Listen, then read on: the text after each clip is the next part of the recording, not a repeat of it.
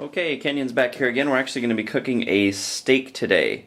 Now, in the EOC, I've got it preheating up to 450 degrees, and we always leave the lid cracked or even off while preheating.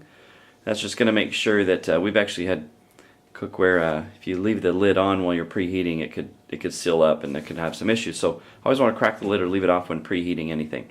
So I've got it preheated to 450 degrees. I'm just going to take the lid off, set it to the side, and I've got a couple rib steaks here that have been thawing out and actually sitting out for a little bit and make them room temperature, which is usually better but not necessary.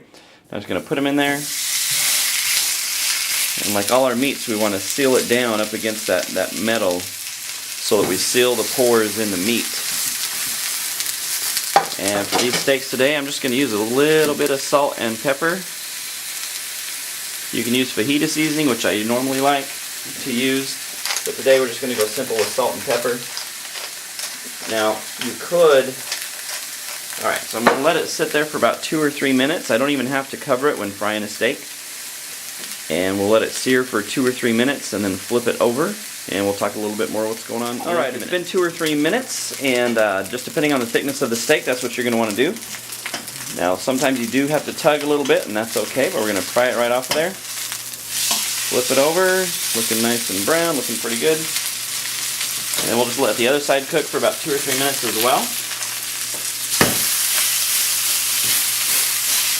Now, one thing that you can do is once you've done 2 or 3 minutes on this side, you could turn the temperature down to about 200 degrees, put the lid on it, and you can throw some garlic, mushrooms, onions, even a little bit of butter just for fun if you want, and have a nice little steak and onions and mushrooms for dinner going on. But we'll come back to this in about 2 more minutes. And check it out. Alright, we're going to go ahead and shut the heat off and pull one of these steaks out.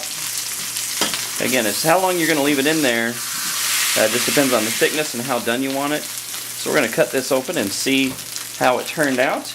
And then if you want your steak more well done, then again, you're just going to adjust the cook time, maybe 3 or 4 minutes on each side.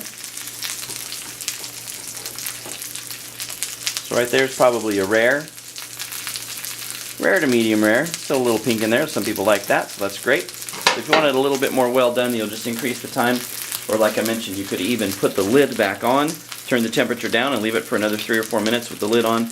You get that kind of heating up all around, like baking it in the oven, but it's still going to be really nice. And again, throw in some mushrooms, onions, whatever else you want to throw in there with it, and steak tastes amazing. Some people feel that a pan-seared steak is not as good as on the grill, yeah, which my brother felt that way, but we did steaks up at his house, and he found that steaks cooked in Saladmaster taste pretty friggin' awesome. Do you have any other questions about cooking steak in Saladmaster? You know what? After I got done, I thought I'd better go ahead and show you how to cook some onions in this.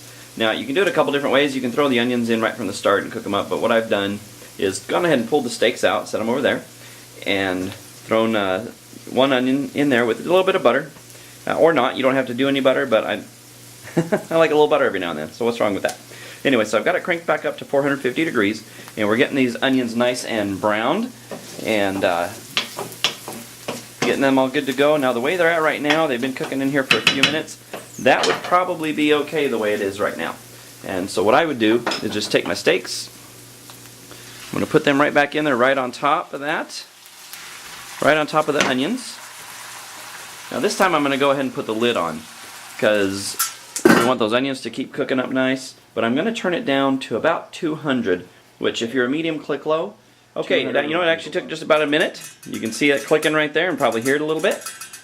So it did. It took just about another minute, and then we're going to go ahead and turn it down to 200. And at 200 degrees, the clicking should stop. So now that I turn it down, the clicking should stop very quickly. And now I can leave it all day long. Really, it's done right now. The onions are grilled, the steak is done. But if I want to leave it all day and come back to it later tonight and have a nice, warm, juicy steak, I could turn it down to 150 degrees and leave this thing on until tomorrow. I'm not going to do that because I'm going to have my steak here in a little bit. But again, any other questions on cooking meat in Saladmaster, let me know. In fact, in just a few minutes, we're going to start up a barbecue chicken, so check out that video.